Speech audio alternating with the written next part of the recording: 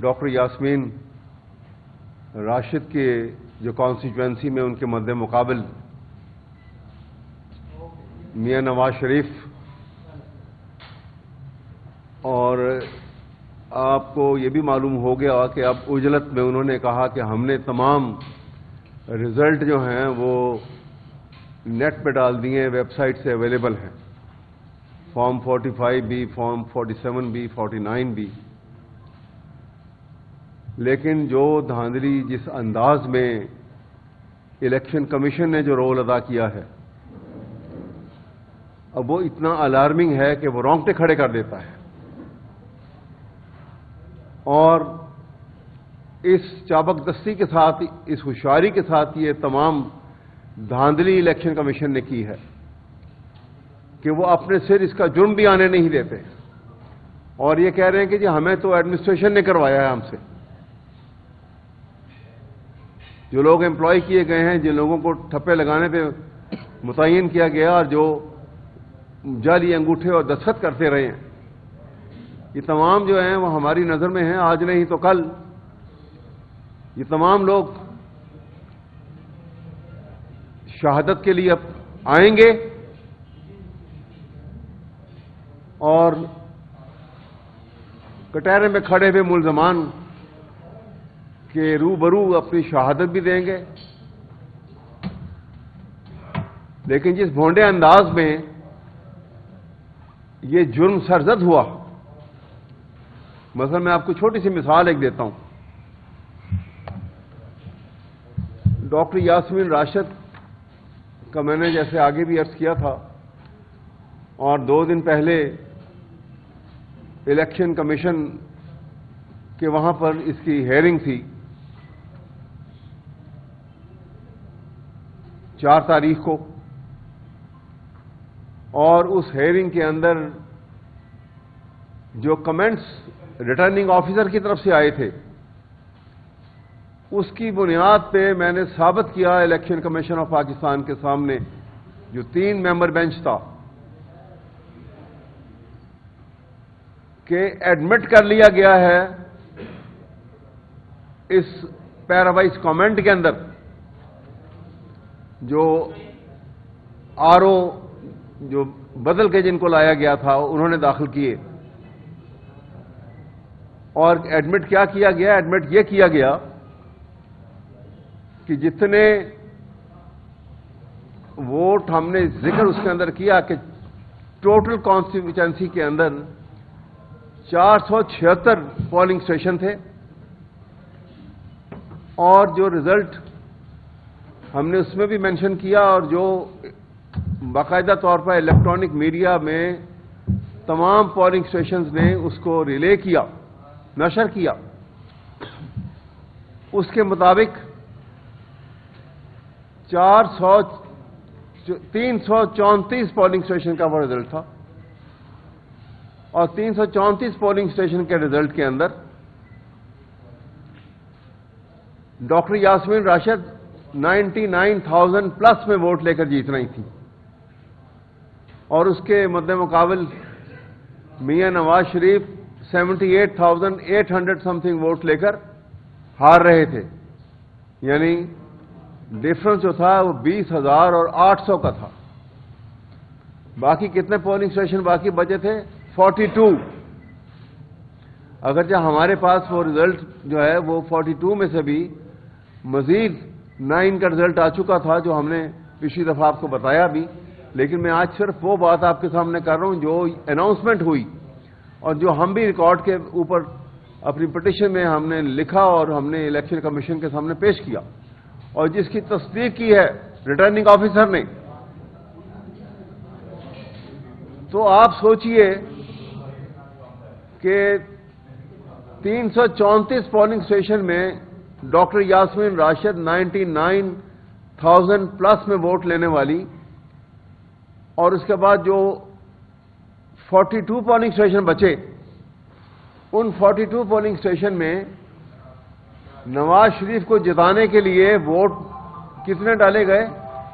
1,07,077 42 polling station میں. اور 42 polling station میں ڈاکٹر یاسمین راشد کو 5000 ووٹ ملے. یعنی دھاندلی کی بھی کوئی انتہا ہوتی ہے، ریگنگ کا بھی کوئی نہ کوئی پیرامیٹرز جو ہوتے ہیں، کوئی پرسنٹیج ہوتی ہے، لیکن یہاں پر تو انتہا کر دی گئی. اور وہ انتہا کی کیسے گئی وہ آپ ویب سائٹ پہ دیکھیں گے تو ایک میں آپ کو اس طرف کہتے ہیں نا کہ وہ پکی ہوئی دیگ میں سے آپ ایک چاول نکال کے بتا دیتے ہیں کہ کیا حالات ہیں. تو میں ایک پولنگ اسٹیشن کا رزلٹ وہاں سے دیکھ کے آپ کو بتا رہا ہوں کہ اس طرح اس انداز میں دھاندلی کی گئی ہے. ایک پولنگ اسٹیشن تھا گورنمنٹ گرلز ہائی اسکول بیگم کوٹ شاہدرہ کا. یہاں پہ ایکچوئل ووٹ جو تھا فارم 45 کے مطابق جو ایکچوئل ووٹ تھا وہ ڈاکٹر یاسمین راشد 387 ووٹ لے کر جیت رہی تھیں، اور میاں نواز شریف کے وہاں پہ ووٹ جو تھے وہ 284 ووٹ تھے، 284 ووٹ. لیکن جو ویب سائٹ کے اوپر اس پولنگ اسٹیشن کا رزلٹ لگایا گیا ہے وہاں پہ 2 کے ساتھ انہوں نے ایک اور لگا دیا اور 1284 بنا دیا اس کو. یعنی انتہا آپ دیکھیے، یہ میں ایک آپ کو مثال دے رہا ہوں، یہ پورے ملک میں یہی صورتحال پیدا کی گئی ہے. اور آج نہیں تو کل جب وہ تمام لوگ پکڑے جائیں گے اور سامنے آئیں گے اور وہ تسلیم کریں گے کہ ہاں جی ہم نے انگوٹھے لگائے تھے، ہم نے دستخط کیے تھے اور ہم نے ٹھپے لگائے. تو جناب میں آپ کے سامنے جو بات کہنا چاہتا ہوں، ووٹ بتائیے کتنے وہاں تھے کتنے. اور یہ میں آپ کو جس پولنگ اسٹیشن کا بتا رہا ہوں، یہاں اس پولنگ اسٹیشن کے ٹوٹل ووٹ جو تھے وہ 763 ٹوٹل ووٹ تھے. آپ بتائیے یہ کون سا میتھمیٹکس ہے، یہ کون سی راکٹ سائنس ہے جو ہمیں سمجھ نہیں آتی، شاید آپ کو بھی سمجھ نہ آئے، لیکن الیکشن کمیشن کو تو سمجھ آ گئی. اور وہ یہ ہے کہ ٹوٹل ووٹ اس پولنگ اسٹیشن کے 763 تھے اور میاں نواز شریف کو ووٹ مل رہے ہیں 1284. یہ وہ کمال جو ہے جو میرے خیال میں ایک ٹیکنالوجی کی نئی اختراع ہے. شاید دنیا مستفید ہو جائے، پاکستان تو ہو چکا.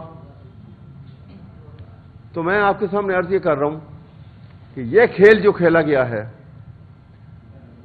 اس کھیل کے پیچھے محرکات کچھ ہوں، لیکن بدنامی پاکستان بھر کی، ساری دنیا میں بدنامی اس تمام ایڈمنسٹریشن کی جو نیک نیتی سے پاکستان میں فیئر اور ٹرانسپیرنٹ الیکشن کروانا چاہ رہے تھے.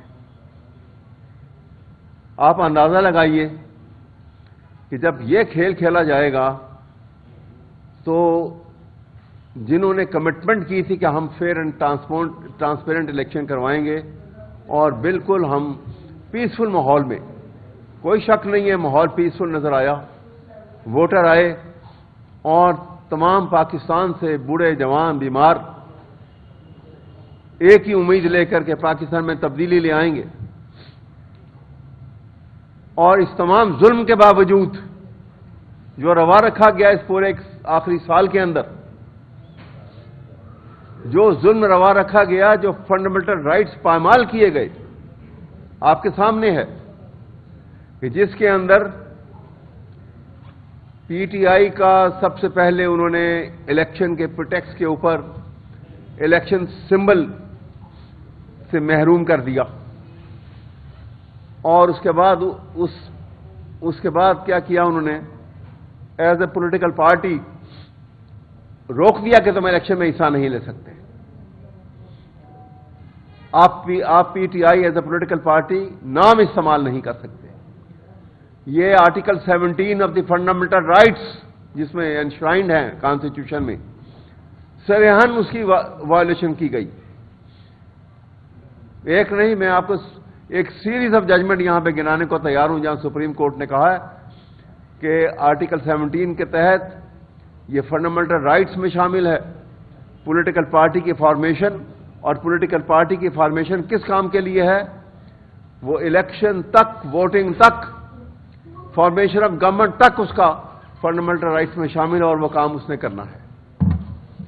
اس سے محرومی کے لیے یہ سارا کھیل تھا جو کھیلا گیا. اور آپ نے دیکھا کہ جس انداز میں یہ کھیل کھیلا گیا، رات کے ایک خاص وقت تک جب دیکھا کہ معاملات تو ہاتھ سے نکل رہے ہیں، تو تمام الیکٹرانک میڈیا کو بند کر دیا گیا، روک دیا گیا کہ اب آپ نے کوئی اناؤنسمنٹ آف ریزلٹ نہیں کرنی. اور اس پرٹیکولر کانسٹیچوئنسی NA 130 جس کو میں کیونکہ کنڈکٹ کر رہا ہوں اس لیے اس کے پورے انز اینڈ آؤٹ سے واقف ہوں، ایک سینئر پولیس آفیسر بہت سارے پولیس جونیئر آفیسرز کو لے کے اندر جاتے ہیں RO کے کمرے میں، اور فورسبلی پولنگ ایجنٹ جو ڈاکٹر یاسمین راشد کے تھے ان کو forcibly he was pushed out of the room اور کمرہ اندر سے بند کر دیا گیا. اور پھر کچھ وقت گزرنے کے بعد پتہ لگا کہ ریٹرننگ آفیسر صاحب کو بھی کمرے سے باہر نکال دیا گیا اور ان کی جگہ ایک نئے ریٹرننگ آفیسر کو لایا گیا. اگر ان کے ٹائم اور ڈیٹس کو دیکھیں تو وہ اور الارمنگ صورتحال ہے، لیکن یہ ایویڈنس کی باتیں ہیں، میں آپ کو کیا اس کی ڈیٹیل بتاؤں. آج نہیں تو کل جب ٹرائل ہوگا تو یہ ساری باتیں وہاں کھل کے سامنے آ جائیں گی. لیکن اس کے نئے کے آنے کے بعد فارم 47 تیار کیا گیا، اور فارم 47 میں جو میں نے جیسے آپ کو عرض کیا کہ ایک ہارے ہوئے کینڈیڈیٹ کو کس طریقے سے اس کی جیت کا اعلان ہوا، اور 3 دفعہ پرائم منسٹر رہنے والے میاں نواز شریف میں وہ نہ مورل کرج تھی، نہ مورالٹی کا خیال تھا، نہ اخلاقیات کا خیال آیا، نہ کسی دین، مذہب اور سچائی اور آرٹیکل 62 اور 63 اور کانسٹیٹیوشن کا بھی خیال نہیں آیا. انہوں نے یہ فیبریکیٹڈ رزلٹ کو اپنی جیت کا سہرا بنایا اور اس منافقت اور جھوٹ کے ساتھ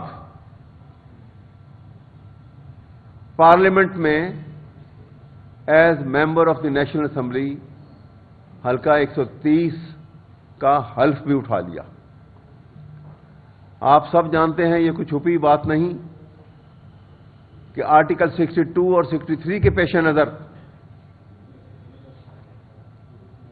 جو شخص اس طرح سے جھوٹ بولے گا اور جھوٹا حلف نامہ دے گا وہ اس کے اندر اس کا ٹرائل ہے. ابھی سپریم کورٹ نے اس کی سزا عمر لائف ٹائم سے کم کر کے 5 سال کر دی. تو اس اعتبار سے بھی دیکھیں تو میاں صاحب آئندہ 5 سال کے لیے دوبارہ ڈسکوالیفائڈ ہیں.